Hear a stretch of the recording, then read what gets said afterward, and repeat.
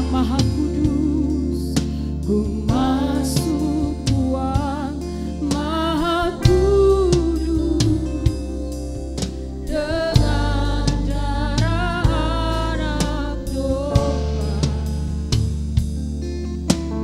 Masuk dengan hati dulu, menyembah yang maha. Mari bangkit berdiri, katakan ku menyembahmu. Ku menyembahmu,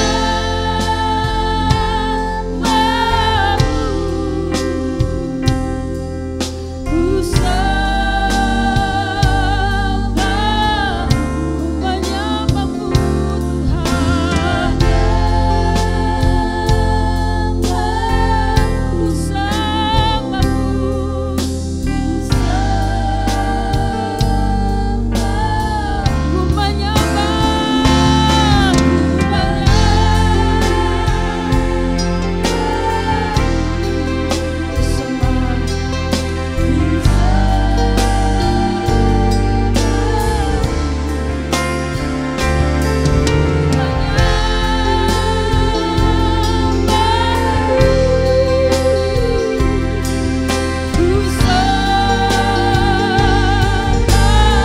ku menyembah,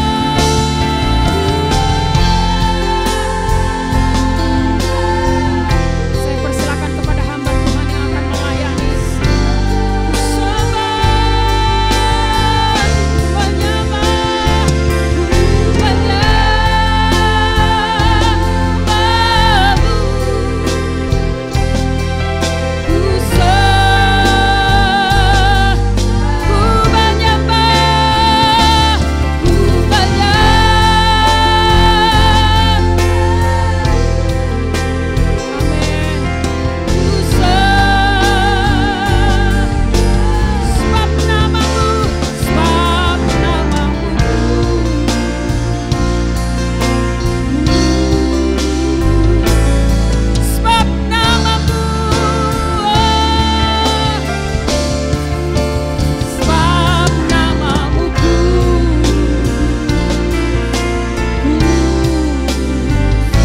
Sekali lagi, sebab namamu kudus,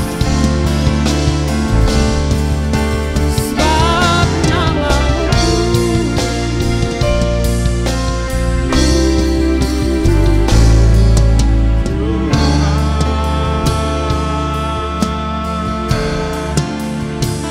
Tepuk tangan untuk hormat kemuliaan nama Tuhan. Haleluya.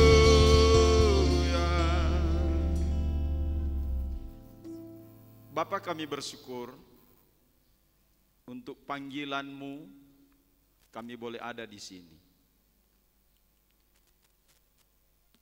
Engkau sudah memberikan kesempatan setiap kami ada di sini, Tuhan.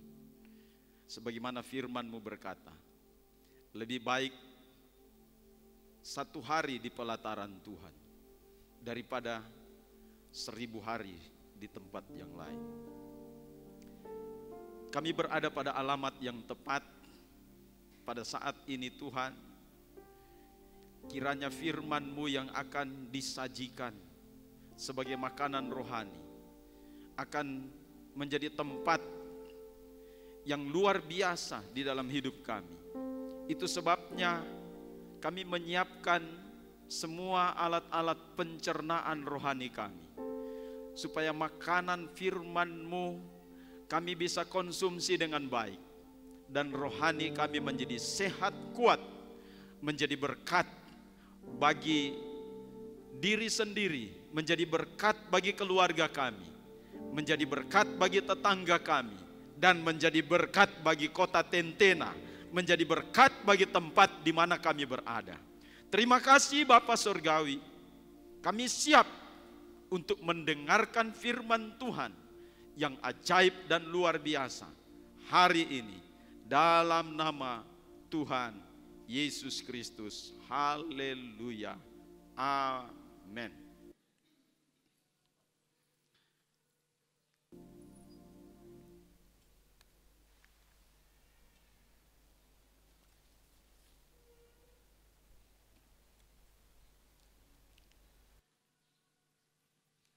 Salam sukacita, salam sehat, salam mujizat bagi kita sekalian.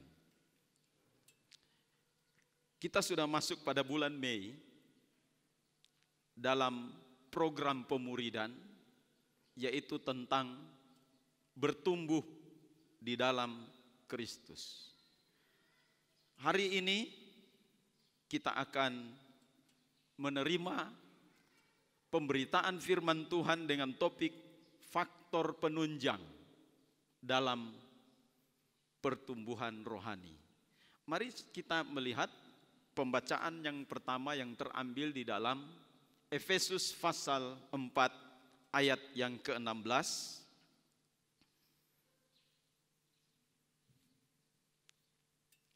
Mari saya jemput kita berdiri semua dan kita membacakannya bersama-sama. Bagi Bapak Ibu Saudara yang sudah tidak lagi dapat melihat tulisan di dalam kitab suci yang sangat kecil, bisa melihat di layar di depan begitu jelas. Kita akan membacakannya secara bersama-sama. Dan ini merupakan ikrar kita bersama untuk bertumbuh di dalam Kristus. Dalam hitungan yang ketiga, kita akan baca secara bersama-sama. 1, 2, 3. Daripadanya lah seluruh tubuh yang rapi tersusun dan diikat menjadi satu oleh pelayanan semua bagiannya, sesuai dengan kadar pekerjaan tiap-tiap anggota, menerima pertumbuhannya dan membangun dirinya dalam kasih. Silakan duduk.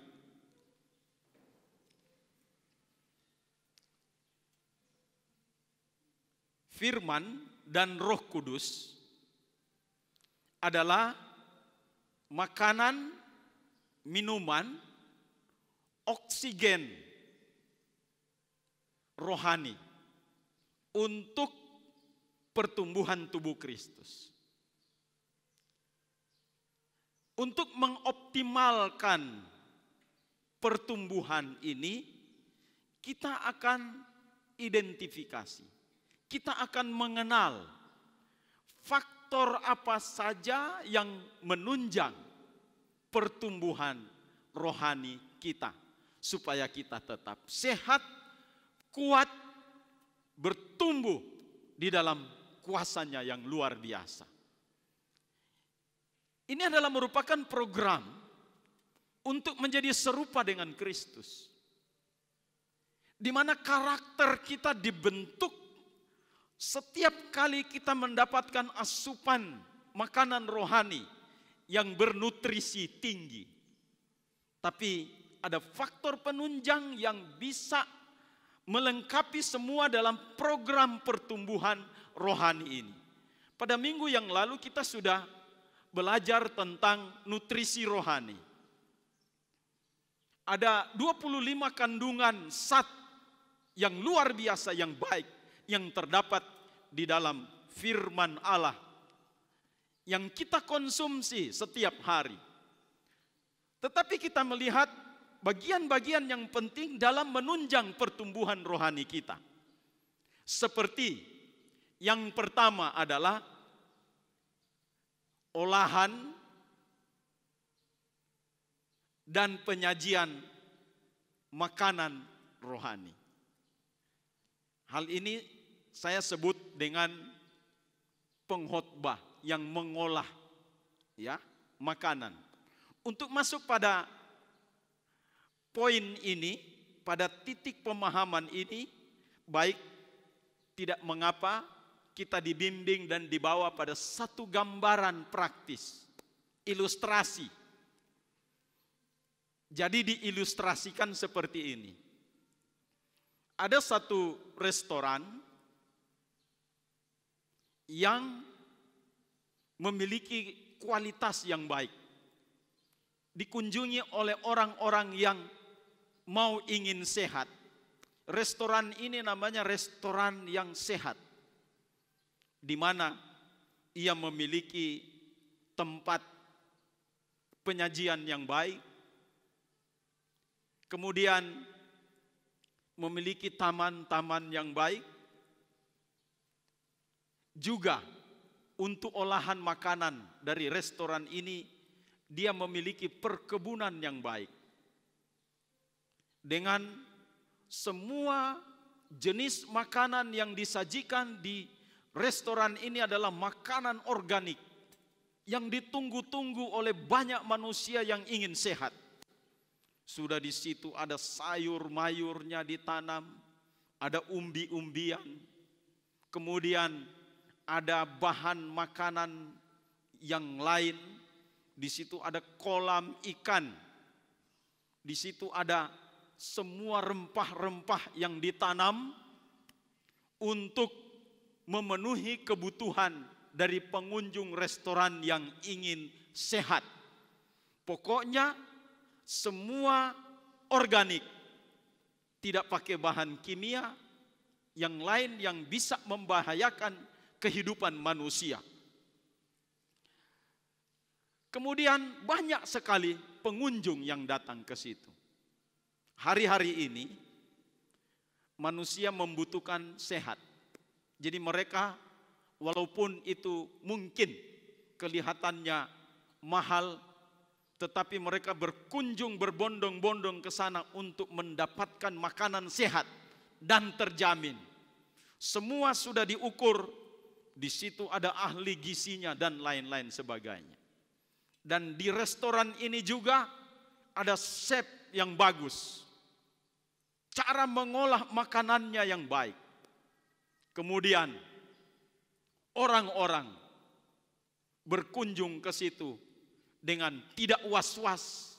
Semua makanan, semua minuman, semua yang dikonsumsi di situ terjamin kualitasnya luar biasa.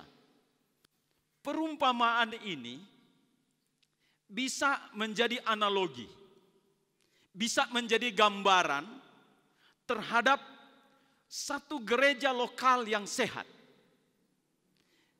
Restoran itu bisa diumpamakan dengan gereja lokal di mana kita diberi makan makanan yang sehat. Juga pengunjung-pengunjung itu bisa digambarkan sebagaimana jemaat yang datang di gereja lokal itu untuk mendapatkan makanan dengan standar kesehatan gizi menurut ahli gizi. Jadi luar biasa. Kemudian dia punya perkebunan sendiri, itu digambarkan dengan Alkitab. Di mana di situ ada jenis-jenis, ya, semua bahan-bahan yang diolah di situ ada di situ. Ada 66 jenis olahan makanan yang siap saji di restoran itu. Dan kemudian ada 1189 tanaman-tanaman yang berbeda-beda. Ada 31.101 jenis varian yang juga dikembangkan di situ. Ini saya gambarkan seperti 66 kitab, 1189 pasal dalam kitab suci kita, dan 31.101 ayat. Jadi supaya mempermudah pemahaman kita untuk ilustrasi ini. Tapi yang menjadi persoalan di sini adalah apakah semua jenis makanan yang memiliki kandungan gizi tinggi ini bisa diolah dengan baik untuk disajikan kepada pengunjung yang akan datang makan di restoran gereja lokal itu? Ini adalah pertanyaannya. Jika pertanyaan ini diajukan, maka sebaiknya yang menjawab adalah chef, juru masak dari restoran itu. Dia adalah merupakan kunci daripada semua bahan-bahan makanan yang sehat yang sudah tersedia di situ, sudah terkumpul di situ, cuma bagaimana chef atau juru masak ini mengolahnya dengan baik supaya bisa dikonsumsi oleh pengunjung restoran itu juga menjadi sehat dan luar biasa. Baik. Jadi poin yang pertama ini ditujukan kepada pengkhotbahnya. Siapa yang membawakan firman? Siapa yang menyampaikan isi hati Tuhan? Semua bahan-bahan ini sudah ada.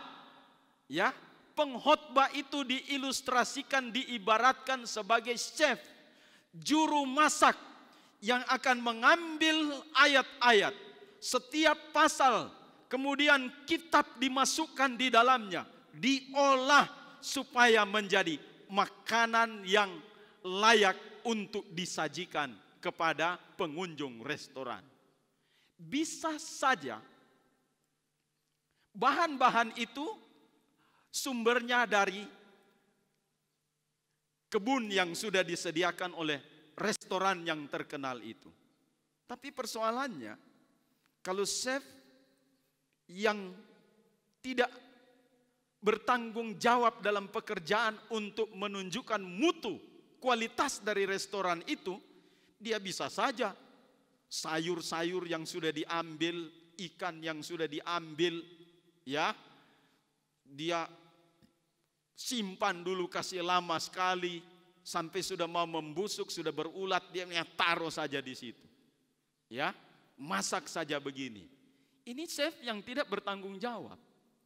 Artinya di sini bahwa kita harus memperhatikan dan memperhitungkan terhadap bagaimana cara ia mengolah makanan ini supaya bisa masuk kualitasnya menjadi makanan yang sehat. Saudara-saudara sekalian, maka dari itu kita akan masuk pada bagian-bagian bagaimana cara mengolah makanan yang sehat untuk dikonsumsi para pengunjung restoran atau jemaat. Kalau misalnya pengkhotbah di sini dia tidak mengolah makanan dengan baik, jangan-jangan dikasih racun. Jangan-jangan dikasih makanan yang basi. Ya, ada banyak tipikal penyaji makanan rohani. Bisa saja dia ada di mimbar ini, kesempatan dia mau semprot jemaat karena sudah banyak luka-luka batin di dalam dirinya. Sudah mulai dia sampaikan luka-luka hatinya di mimbar ini, maka semua jemaat juga terluka. Apa yang dia kasih? Virus pelukaan kepada jemaat. Ini tidak bisa bertumbuh, tidak bisa berkembang, tidak bisa melakukan apa-apa dengan standar pertumbuhan rohani kita. Saudara-saudara sekalian, itu sebabnya hamba Tuhan yang memberikan makanan rohani itu adalah semacam chef yang harus dapat dipertanggungjawabkan. Profesinya sebagai seorang yang memberitakan firman Tuhan, maka ada teknik atau cara pengolahan yang luar biasa. Kalau saudara bisa membaca di dalam 2 Timotius pasal yang ketiga ayat yang ke-16, ini selalu ayat yang selalu saya dengung-dengungkan dan saya bagikan. Inilah standar supaya makanan rohani itu bisa mendarat dengan baik. Memang tulisan ini adalah ilham Allah. Di dalamnya dikatakan segala tulisan yang diilhamkan Allah memang bermanfaat untuk mengajar, untuk menyatakan yang salah, untuk memperbaiki kelakuan, dan untuk mendidik orang dalam kebenaran. Dan ini tergantung daripada chef. Siapa yang menyajikan firman Tuhan supaya jemaat bisa bertumbuh menjadi kuat dan luar biasa. Saudara-saudara sekalian, Dan dalam Yohanes pasal 4 ayat 42, 43, maksud saya 32, 33 dan 34 itu sebenarnya satu keterangan bagaimana kualitas dari perkebunan rohani yang bernilai tinggi gizinya. Yohanes pasal 6 ayat 55 sampai dengan 58. Saudara-saudara sekalian, Yohanes 1 ayat 1, 2 dan ayat yang ke-14. Ini kandungan-kandungan gizi yang ada di dalam makanan yang disajikan pada restoran yang ternama dan berkualitas itu. Tapi kembali lagi, bagaimana mengolah makanan itu? Dalam pelajaran ilmu berkhotbah, itu ada yang namanya eksegesa. Nah, eksegesa ini saya mau gambarkan seperti ini. Supaya kita bisa melihat, mengenal dulu. Jangan cuma mengenal kita, kenal siapa pengkhotbah kita. Siapa yang memberikan penyajian materi. Jadi sebagai gembala sidang, pergumulan yang selalu digumulkan adalah orang-orang yang berdiri di mimbar ini adalah orang-orang yang memiliki kualitas chef yang baik, yang bisa memberikan makanan yang sehat kepada jemaat Tuhan. Saudara-saudara sekalian. Makanya selalu dalam banyak pertimbangan-pertimbangan oleh seorang gembala, mungkin ada orang yang menawarkan diri untuk berkhotbah di sini, tapi kalau kita juga melihat bahwa kalau dia ada di sini dan kemudian menyampaikan luka hatinya di mimbar sehingga semua jemaat terluka, jangan harap kita mau undang ulang kedua kalinya. Tidak akan mau, karena ini tanggung jawab kualitas restoran makanan rohani di tempat ini. Saudara-saudara sekalian, ini kita perlu tahu sebagai jemaat Tuhan supaya kita tahu bahwa ini adalah faktor penunjang untuk pertumbuhan rohani kita. Kita ada duduk di sini bukan hanya sekadar panggilan organisasi.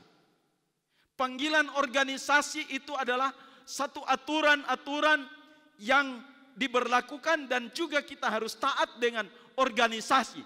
Tetapi lebih dari itu, ada satu yang lebih mulia yang memiliki kualitas tinggi adalah panggilan organisme. Katakan amin.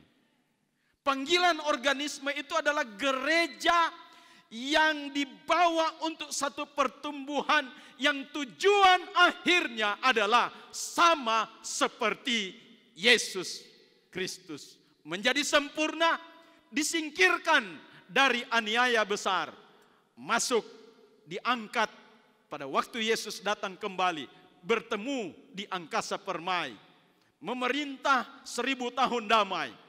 Dalam pengadilan terakhir, kita masuk di Yerusalem baru. Ini tujuan akhir kita, saudara-saudara. Gereja misioner adalah gereja yang memiliki tujuan akhir. Itu sebabnya saudara duduk di sini dan mendengarkan firman Tuhan supaya kita terus berjalan masuk mencapai pada tujuan akhir dari gereja kita ini. Haleluya. Jadi saudara-saudara sekalian, mengolah makanan ini membutuhkan pergumulan yang besar. Jadi sebelum pembicara atau pengkhotbah ada di belakang mimbar ini, mereka sudah memiliki pergumulan yang khusus supaya sebagai chef yang profesional, sebagai juru masak yang profesional, dia menyiapkan terlebih dahulu di dalam semua penyelidikan Alkitab, mengeksegesa, artinya mengolah firman Tuhan ini sehingga menjadi makanan yang bisa disajikan menurut standar kesehatan rohani yang dibagikan kepada jemaat Tuhan.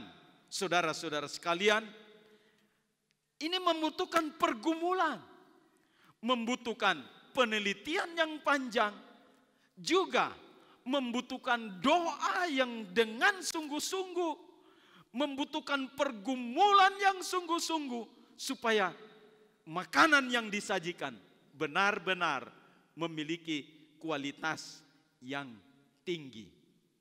Ini sekedar saudara memahami siapa chef yang memberikan makanan yang segar kepada kita semua. Kemudian yang kedua adalah penyajian, cara penyajiannya. Saudara-saudara sekalian, supaya nanti pada saat menyajikan makanan rohani ini benar-benar, ya. Kisah 14 ayat 17b berkata demikian. Ia memuaskan hatimu dengan makanan dan kegembiraan. Jadi kalau sajiannya makanan itu, ya, makanannya enak, orang yang menyajikannya enak, wah, puas. Pengunjung restoran itu puas, luar biasa. Saya mendapatkan sesuatu di situ. Orang menerima, menyambutnya dengan luar biasa. Kemudian makanan rohaninya bergizi luar biasa. Memang kadang-kadang juga standar gizi ini banyak tidak disukai oleh orang. Ya. Ini dalam tanda kutip. Banyak manusia juga ingin makanan yang dalam tanda kutip enak. Ya memang kata enak mesti dikaji dulu. Selalu saya katakan begini. Biasa di rumah saya selalu katakan begini. Oh ini makanan enak. Ya, misalnya disajikan. Saya selalu tanya. Apakah ini enak atau bergizi? Kalau enak dan bergizi, mantap. Tapi kalau hanya sekadar enak dan membahayakan pertumbuhan tubuh kita, itu juga bisa bahaya. Ya. Kebanyakan dari gereja-gereja, dari restoran-restoran itu banyak sekali pengunjung restoran itu hanya suka makanan yang enak. Dalam tanda kutip enak. Tapi di balik enaknya itu ada banyak kandungan-kandungan nutrisi yang tidak sehat di situ. Banyak orang yang suka, wah saya suka pengkhotbah yang lucu-lucu. 30 menit lucu-lucu semuanya. Ya orang ketawa hahaha hihihi. Sampai di rumah, wah enak. Apa inti pengajarannya? Tidak tahu. Yang penting lucu, enak, senang, gembira dan lain sebagainya. Ini restoran apa ini? Ini gereja apa ini? Ya, yang kita harus tahu bahwa kualitas makanannya harus bergizi tinggi untuk pertumbuhan rohani kita. Katakan amin.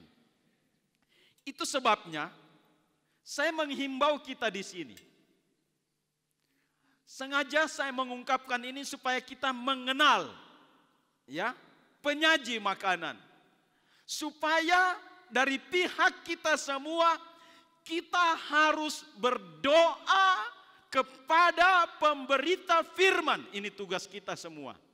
Ini maksud disampaikan poin yang pertama ini, supaya kita berdoa kepada penyaji, kepada chef, kepada pengkhotbah, kepada pemberita firman, supaya Tuhan memberikan kecerdasan kepadanya, Tuhan memberikan hikmat kepadanya, dan urapan yang dahsyat dari Tuhan.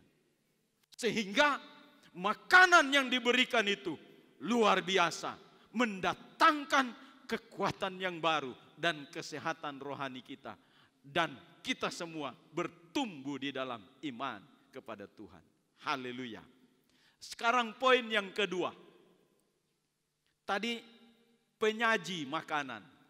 Sekarang poin yang kedua, yang menerima makanan. Ya. Tadi pengkhotbah, sekarang yang duduk mendengarkan firman Tuhan. Saudara-saudara sekalian, kalau toh makanan itu bergizi, sehat, dan mantap. Tapi kalau si penerima firman Tuhan itu ada begitu banyak persoalan di dalam organ-organ tubuh pencernaannya, Tidak bisa juga. Tidak seimbang. Untuk apa makanan yang bergizi, yang sehat masuk ke dalam tubuh yang kemudian tubuh itu semua organ-organ tubuhnya bermasalah. Itu tidak akan menyuplai gizi yang luar biasa kepada setiap sendi-sendi kehidupan rohani kita. Justru juga akan menjadi persoalan. Dalam pelajaran yang lalu kita sudah mendengarkan tentang apa itu alat-alat pencernaan kita, supaya kita harus tahu bahwa si penerima firman ini menerima pemberitaan firman, makanan rohani yang bergizi itu dengan baik, supaya ada olahan yang baik di dalam tubuh rohani kita dan disuplai ke setiap sendi-sendi kehidupan rohani kita dengan merata, maka kita menjadi kuat dan sehat. Ini harus dilihat dengan alat-alat pencernaan kita. Apa alat pencernaan rohani kita? Sudah disampaikan bagian yang lalu, yaitu tubuh, jiwa, dan roh. Ini alat pencernaan untuk mengkonsumsi makanan rohani yang bergizi, yang bernilai tinggi. Kalau makanannya bergizi, tubuh kita kurang baik menerima firman Tuhan. Saudara-saudara sekalian, begitu pengkhotbah mengkhotbahkan makanan yang bagus, kita tidak bisa respect dengan tubuh kita yang baik, ya. Tidak bisa juga untuk tetap duduk dan kemudian mendengarkan perkataan-perkataan, tidak bisa. Mana mungkin makanan bisa masuk ke dalam tubuh manusia kalau kita tidak membuka mulut. Ada persiapan untuk membuka sehingga makanan itu bisa mendarat dengan baik. Nah, kalau kita makan di restoran, lupa pakai masker, lupa buka masker, atau lupa buka face shield, kita masukkan, cuma tidak bisa masuk, cuma ada di dinding masker saja. Tetapi kita harus membuka mulut. Begitu juga kita dalam kehidupan ini. Firman Tuhan, makanan yang bergizi itu, supaya bisa masuk ke dalam kehidupan kita, tubuh kita harus merespons firman dengan baik. Katakan amin. Yang kedua adalah jiwa. Pikiran, perasaan harus baik, tidak bermasalah. Kalau banyak masalah di dalam pikiran kita, susahlah untuk mengkonsumsi firman Tuhan dengan baik. Makanya Filipi pasal 2 ayat yang kelima berkata, hendaklah di dalam hidupmu bersama menaruh pikiran dan perasaan yang terdapat juga di dalam Kristus Yesus. Kalau pikiran dan perasaan Yesus Kristus yang kita bawa di ruang ibadah ini, maka saya yakin dan percaya firman Tuhan sebagai makanan yang bergizi itu akan masuk ke dalam kehidupan kita juga dengan baik. Haleluya. Yang ketiga adalah hati. Kalau hati tidak baik, tidak juga begitu baik. Makanya kenapa sebelum mendengarkan firman Tuhan ini, kita harus memuliakan Tuhan, menghadirkan hadirat Tuhan masuk di dalam hidup kita. Untuk apa? Untuk membersih semua alat-alat pencernaan kita, menyehatkan semuanya. Dia masuk di dalam pikiran kita menjadi ada satu sukacita, kegembiraan, perasaan kita. Kemudian juga masuk di dalam hati kita pada saat memuji, menyembah Tuhan.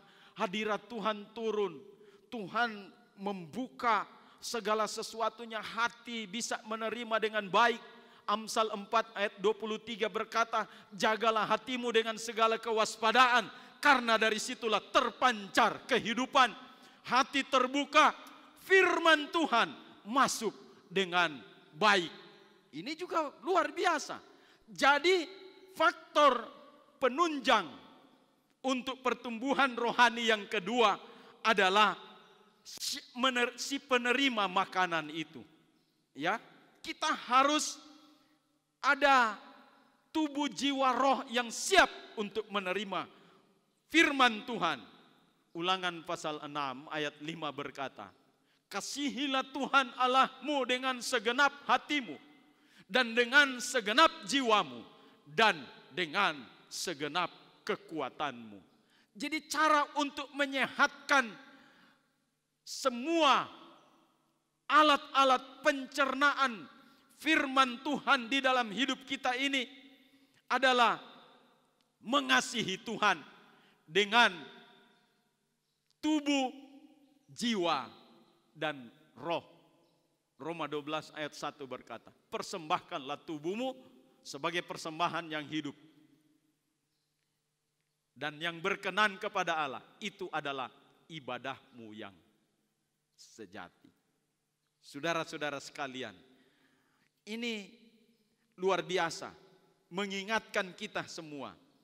Ayub 34 ayat 3 berkata, karena telinga itu menguji kata-kata seperti langit mengecap makanan. Ini satu ilustrasi tentang bagaimana kesiapan orang pada saat menerima atau mengecap makanan itu. Saudara-saudara sekalian, jadi semuanya harus berlangsung dengan baik. Jadi untuk poin yang kedua ini adalah pastikan semua alat pencernaan rohani kita sehat. Haleluya. Apa itu alat pencernaan? Tubuh kita, maksudnya indera kita, membuka telinga, ya. Kemudian mata kita juga bisa ada respons terhadap firman Tuhan. Ini tubuh. Kita membawa tubuh kita duduk di kursi untuk mendengarkan firman ini, itu juga satu bagian yang penting. Pastikan jiwa kita sehat.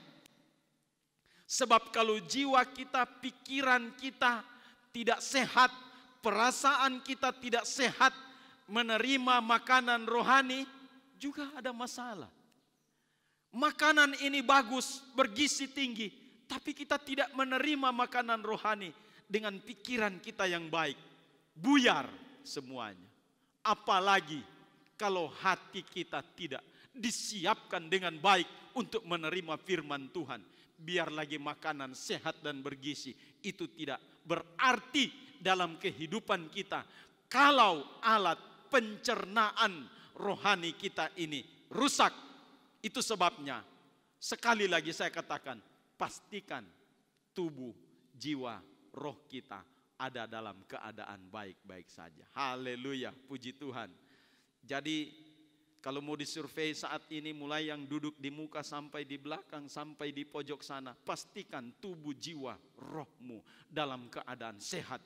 Supaya firman Tuhan yang disampaikan itu kita konsumsi dengan baik dan mendatangkan faedah untuk pertumbuhan rohani kita.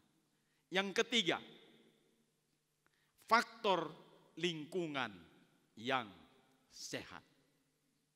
Ini penting, saudara-saudara sekalian. Bagaimana kita mau menata kehidupan rohani ini dengan lingkungan yang sehat? Saya memulai satu contoh apa yang pernah dialami oleh 4 orang pemuda. Daniel, Sadrak, Mesak, dan Abednego. Pada saat mereka ada di tanah Babilonia yang penuh dengan pernak-pernik yang tidak rohani. Semua dipenuhi dengan penyembahan berhala.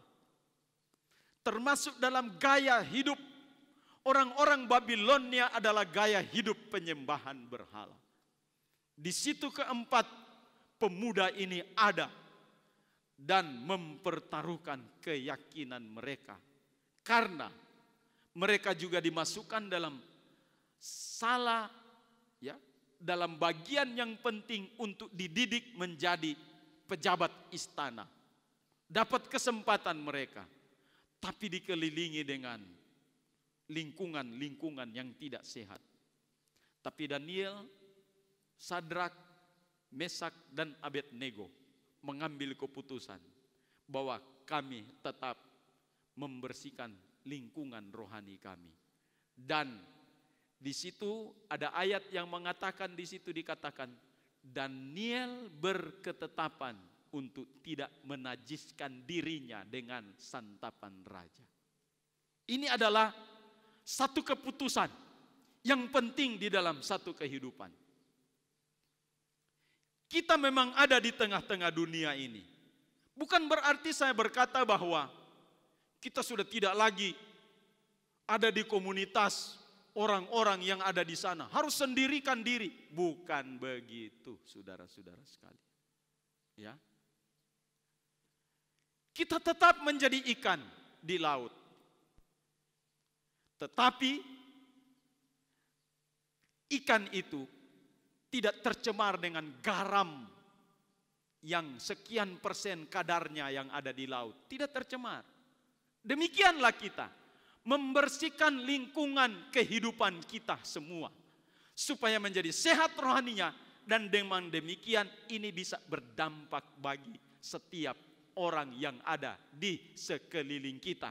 Ini Daniel, Sadrak, Mesak, Abednego. Dia tidak menajiskan dirinya walaupun dia ada di komunitas orang-orang yang hidup di dalam penyembahan berhala. Makanan mereka adalah makanan untuk penyembahan berhala dan lain sebagainya. Tapi Daniel dan kawan-kawan tidak menajiskan dirinya. Mereka berketetapan tidak menajiskan dirinya. Dan hasilnya apa, saudara? Mereka lebih cerdas, 10 kali lebih cerdas dari orang-orang di sekelilingnya. Yakinlah bahwa kalau lingkungan rohani kita sehat, maka ada terjadi dampak yang luar biasa di sekeliling kita. Katakan amin. Haleluya. Yakin, saudara. Kemudian contoh lagi yang saya akan bacakan ini di dalam Lukas pasal yang keempat. Ini Yesus dalam usia 30 tahun pada waktu dia mulai melayani dalam pelayanannya. Dalam 3,5 tahun ke depan, apa yang dia buat? Dia membuat satu lingkungan hidupnya dan memberi contoh bagi banyak orang. Lingkungan ini tetap sehat. Lukas 4 ayat yang ke-16 berkata demikian. Ia datang ke Nazaret, tempat ia dibesarkan, dan menurut kebiasaannya pada hari Sabat ia masuk ke rumah ibadat, lalu berdiri hendak membaca dari Alkitab. Ini lingkungan yang sehat. Haleluya. Pada hari Sabat, 6 hari bekerja, tetapi 1 hari perhentian ini dia menggunakan waktu benar-benar untuk datang di rumah Tuhan. Seperti apa? Menurut kebiasaannya. Biasakanlah diri kita hidup dalam lingkungan yang sehat. Katakan amin. Jangan nanti kita dikatakan lagi, orang Manado bilang burung tahun. Ya, apa itu burung tahun? 1 tahun 1 kali masuk gereja. Ini bagaimana mau bertumbuh gizinya ini, ya? Bagaimana tidak dapat asupan makanan yang baik, tidak bisa bertumbuh, saudara-saudara sekalian. Tapi kita mau membiasakan membersihkan lingkungan kehidupan kita supaya benar-benar ada manfaat, dan lalu berdiri hendak membaca dari Alkitab. Jadi ibadah dan baca Alkitab. Haleluya. Jangan lagi nanti kita diajar oleh anak sekolah minggu dalam lagu mereka. Baca kitab suci, doa tiap hari kalau mau tumbuh. Itu sudah, ya, kita sudah lewati itu. Tapi kadangkala pelaksanaannya yang dilewati. Nah, ini jadi masalah, saudara-saudara sekalian, ya. Coba mari kita lebih intensif dan membuat lingkungan kita menjadi sehat supaya rohani kita bertumbuh dengan baik. Ibrani pasal yang ke-10 ayat 22 dikatakan begini sampai 25. Ibrani 10 ayat 22 sampai 25 begini bunyinya. Karena itu marilah kita menghadap Allah dengan hati yang tulus ikhlas dan keyakinan iman yang teguh, oleh karena hati kita telah dibersihkan dari hati nurani yang jahat dan tubuh kita telah dibasuh dengan air yang murni. Marilah kita teguh berpegang pada pengakuan tentang pengharapan kita, sebab Ia yang menjanjikannya setia. Dan marilah kita saling memperhatikan supaya kita saling mendorong dalam kasih dan dalam pekerjaan yang baik. Janganlah kita menjauhkan diri dari pertemuan ibadah kita seperti dibiasakan oleh beberapa orang, tetapi marilah kita saling menasehati dan semakin giat melakukannya menjelang hari Tuhan yang mendekat.